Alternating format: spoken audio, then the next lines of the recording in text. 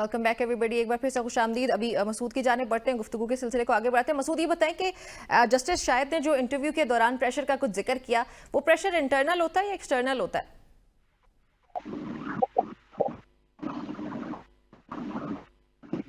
कर रही है। सब जानते हैं कि प्रेशर कहाँ से होता है और कैसे वो प्रेशर आता है। मामला ये है कि मुझे जॉन साहब का एक शेर याद आ रहा था। तो लगता यह है कि सियासी जमातों को सियासत से खतरा है, मईशत को सियासत को मईशत से अदलिया को किसी पावर कॉरिडोर से खतरा है। यानी हर बंदा खतरे का इजहार कर रहा है यहाँ पर, और हर बंदा डरा हुआ मालूम होता है। एक एक ऐसी सूरत हाल में इस वक्त रियासत नजर आती है जहां पर रियासत बहुत वीक है, और ये बहुत अफसोस की बात है। एक आम आदमी जो है वो ऐवानों की तरफ देख रहा है, वो सियासतदानों की तरफ देख रहा है, वो पावर कॉरिडोर्स की तरफ देख रहा है। कहीं से कोई उसकी दादरसी हो, उसकी दादरसी के लिए कोई तैयार नहीं है। मेरे ख्याल में रियासत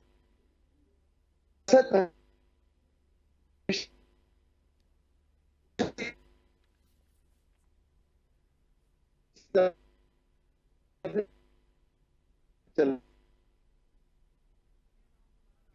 अच्छा मसूद, आपकी ऑडियो का फिर से कुछ इशू आ रहा है, उसको फिक्स करके हम आपकी तरफ आते हैं। आगे बढ़ते हुए तबरेज़ साहब आपकी तरफ आऊंगी। ये बताएं कि दो जजेस ने तो एडहॉक जजेस की जो तैनाती वाला मामला था उस पर उन्होंने इनकार किया, दो जजेस की तरफ से आमादगी का इजहार किया गया। अब इस सारी सूरत हाल को आप कैसे देखते हैं? जी बिल्कुल, इस वक्त वकला की जो तंजीमें हैं वो काफ़ी मुतरक हैं, बार्स मुतरक हो चुकी हैं। उन्होंने खतूत लिखे हैं कि किसी तौर पे भी इन रिटायर्ड जजेस को एडहॉक जजेस के तौर पर ना लिया जाए।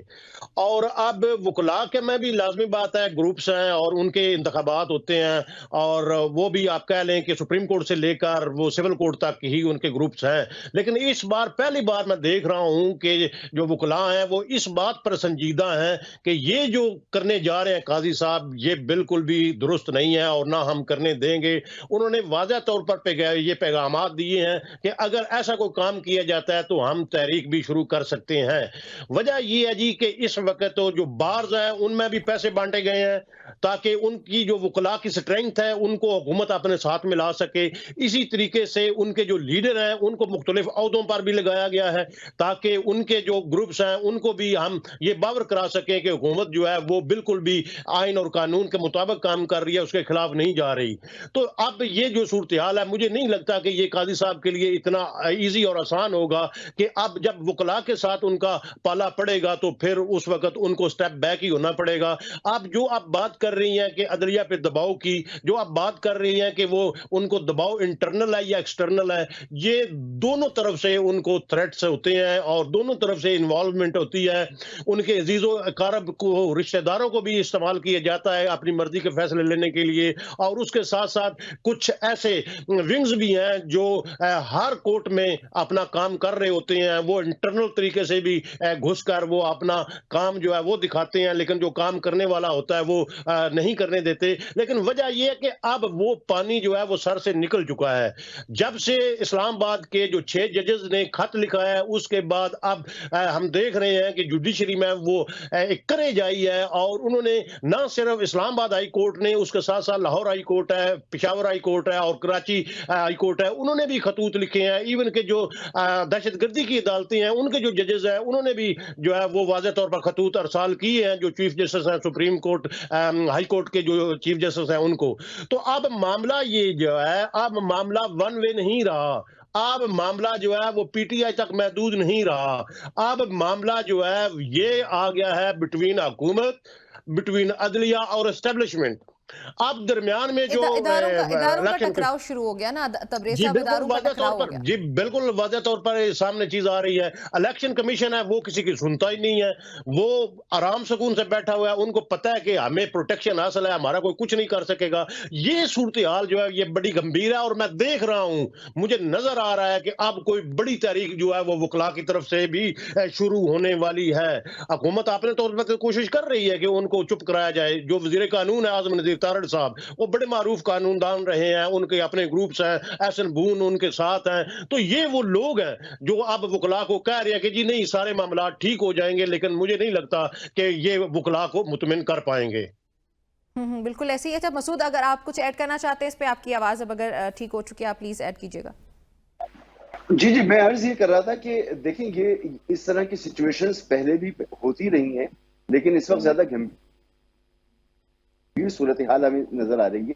लेकिन हमें ये सोचना चाहिए कि हमारे इंस्टीट्यूशंस में जो लोग बैठे हैं वो बहुत काबिल लोग भी हैं। ऐसा नहीं है कि अगर एक लीडरशिप नाकाम होती है तो उसके पीछे जो बैठे हुए लोग हैं वो उस नाकामी उस कैफियत को बदलने की ताकत नहीं रखते। हम्म अगर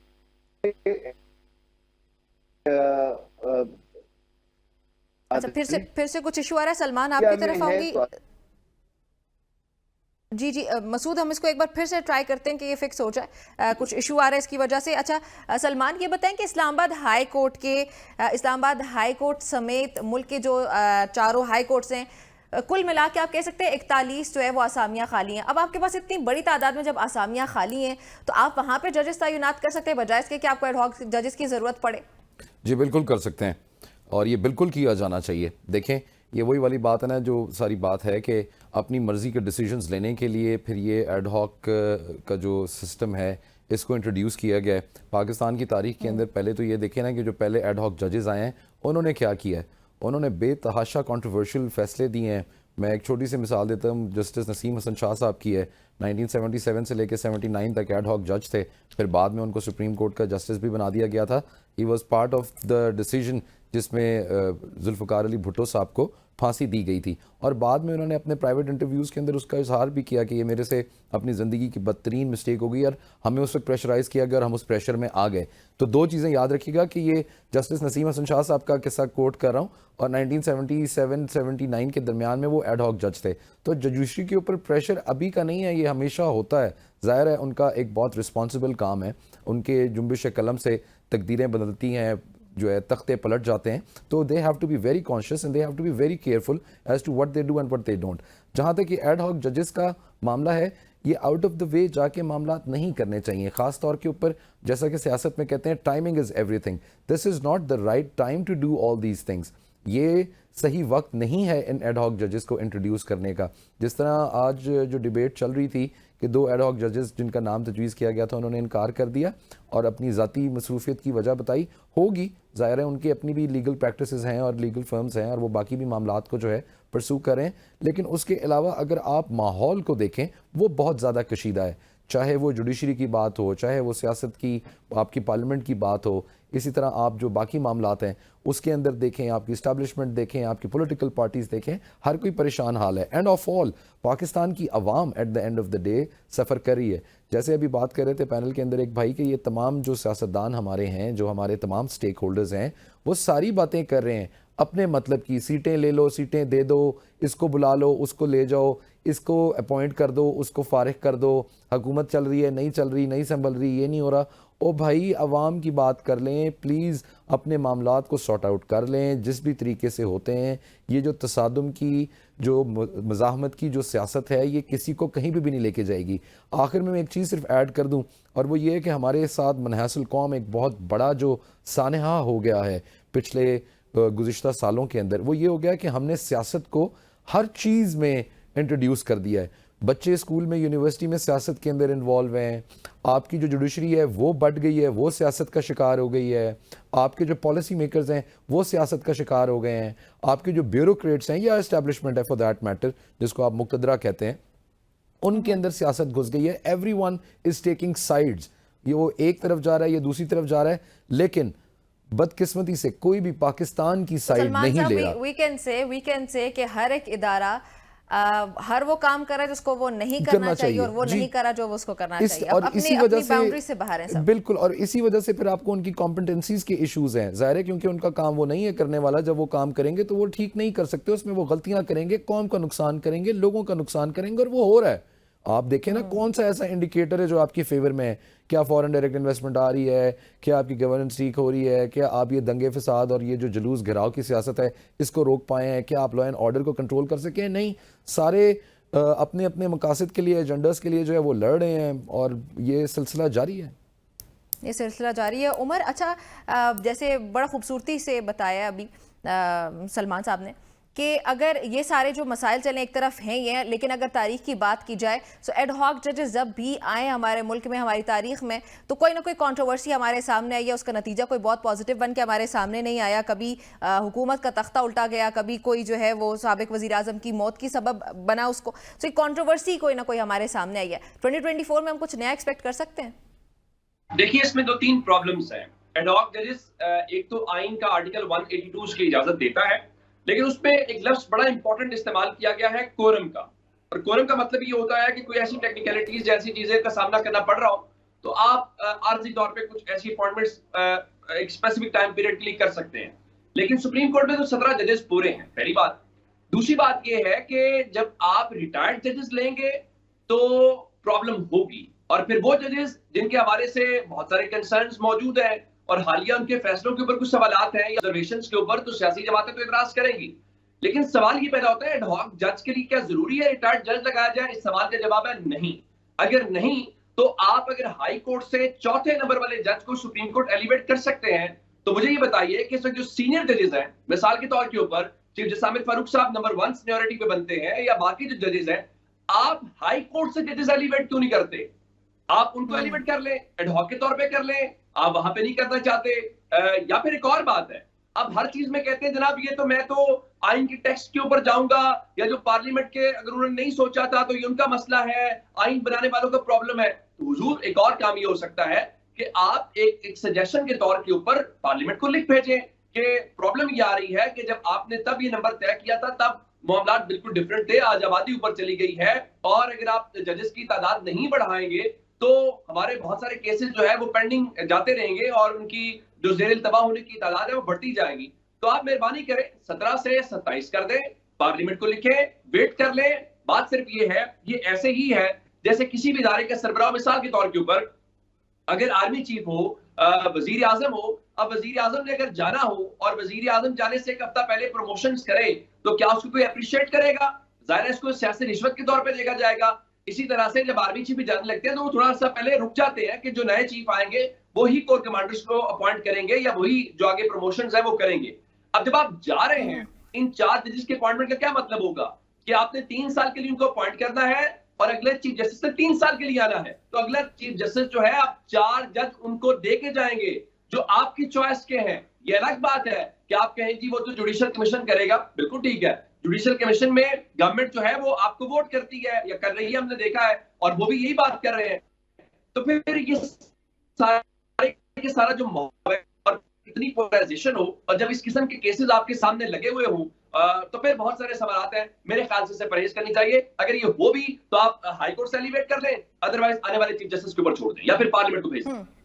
ठीक हो गया। अच्छा मसूद, एक बार फिर से आपको खुशामदीद कहते हैं। I hope it is okay now. Islamabad high court समेत मुल्क के चारों जो हाई कोर्ट्स हैं, 41 का ये नंबर है, ये जजेस या असामियाँ खाली हैं, तो आप वहाँ पे जजेस को अपॉइंट क्यों नहीं करते, बजाय इसके कि आपको एडहॉक जजेस की ज़रूरत पड़ी है सुप्रीम कोर्ट में, अगर मकसद सिर्फ ये है कि पेंडिंग केसेस की तादाद ज़्यादा है इसलिए उनको सॉर्ट आउट करना है? अब आवाज मेरी ठीक आ रही है आपको? हाँ जी, आई कैन हियर यू। जी जी। देखिए निम्रा, इस वक्त जिस तनाजुर में हम लोग गुफ्तगू कर रहे हैं और जिस वक्त हम गुफ्तगू कर रहे हैं, इस अहद में, इस असर में मामला यह है कि सोसाइटी के अंदर एक तफरीक है। अब अदलिया में जजेस जो हैं वो इस लेवल पर कहाँ तैनात नहीं हो रहे और कहाँ पर तैनात होने चाहिए, क्या इस वक्त एस्टेब्लिशमेंट में क्या हो रहा है, पार्लियामान के अंदर क्या हो रहा है, अवाम के अंदर क्या हो रहा है। हम एक मखसूस हालात में बात कर रहे हैं और इन मखसूस हालात में मेरे ख्याल में सबसे ज्यादा जिम्मेदारी इन तमाम मामलों की आयद होती है पार्लियामान के अंदर बैठे हुए लोगों के ऊपर, आयद होती है इस वक्त ज़राए अबलाग के ऊपर। सही इंफॉर्मेशन लोगों तक पहुंचाई जाए, सही दुरुस्त तजज़िये किए जाए, पार्लियामान के अंदर जो लोग बैठे हैं उनके ऊपर दबाव बढ़ाया जाए कि अगर आपसे चीजें नहीं संभल रही। देखिए बाकी जितने भी इदारे हैं वो सब हुकूमत के मुआवनतकार हैं या हुकूमत के मातहत। तो हुकूमत का सबसे बड़ा किरदार है आईनी तौर पर, कानूनी तौर पर, इखलाकी तौर पर। तो इस वक्त हम बजाय ये कि मुख्तलिफ इदारों की तरफ हम इशारा करें, हम उनकी बात करें, इस वक्त पॉलिटिकल एलीट जो जाहिर सी बात है तफरीक का शिकार है, बुरी तरह से तफरीक का शिकार है, उसकी जिम्मेदारी बनती है कि आप 2-2 4-4 कदम पीछे हटें, आप मुल्क के बारे में सोचें, आप जरा सोचें इस वक्त मुल्क की मईशत कहाँ जा रही है, मुल्क के एक आम आदमी के साथ हो क्या रहा है इस वक्त।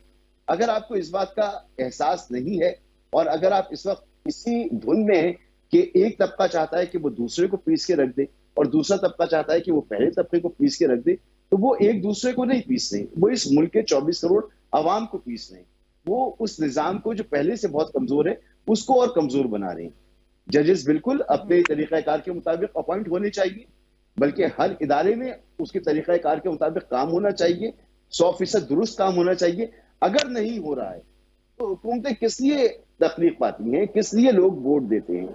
अगर वोट को सही नहीं गिना जा रहा है, अगर इलेक्शन ठीक नहीं हो रहे हैं, तो फिर इस निजाम का मकसद क्या है? तो ये चीजें बड़ी कॉम्प्लेक्स होती चली जा रही हैं, आवाम के अंदर बेचैनी बढ़ती चली जा रही है। खुदा ना खास्ता कोई हादसा ना हो जाए, हमें इसका हमेशा अंदेशा रहता है। लेकिन मुझे फिर भी ये उम्मीद जरूर रहती है कि हमारे वो लोग जो इदारों के अंदर बैठे हुए हैं, अगर उनकी लीडरशिप उन्हें महसूस होता है कि वो परफॉर्म नहीं कर रही है, तो पीछे के लोग आगे आएंगे। मिसाल के तौर पर पार्लियामान के अंदर ही आप देख लें, सियासी जमातों में आप लोगों को देख लें कि अगर वो समझते हैं कि जी एक लीडरशिप कामयाब नहीं हो रही है तो दूसरी लीडरशिप को आना चाहिए, आकर मामला को संभालना चाहिए। मगर इस वक्त कोई दानिशमंदी का मुजाहरा करने की जरूरत है, इस वक्त मजीद तफरीक की जरूरत नहीं। तो अगर ये समझ में आ जाए तो बहुत अच्छी बात है। जी बिल्कुल आप ठीक कह रहे हैं मसूद के मजीद तफरीक की ज़रूरत नहीं है, खासतौर पे इतने बड़े इदारे जिनके ऊपर हर एक पूरा मुल्क आपका डिपेंड करता है। जब उनके अंदर ये डिवाइड हमारे सामने आएगी तो this is not how countries progress, this is not how democracy works. So हमारे मुल्क में जमहूरियत की जीत सबसे बुनियादी और बड़ी चीज़ है जो जब तक नहीं हो पाएगी तब तक हमारा मुल्क तरक्की नहीं कर पाएगा। यहाँ पे एक ब्रेक शामिल करते हैं।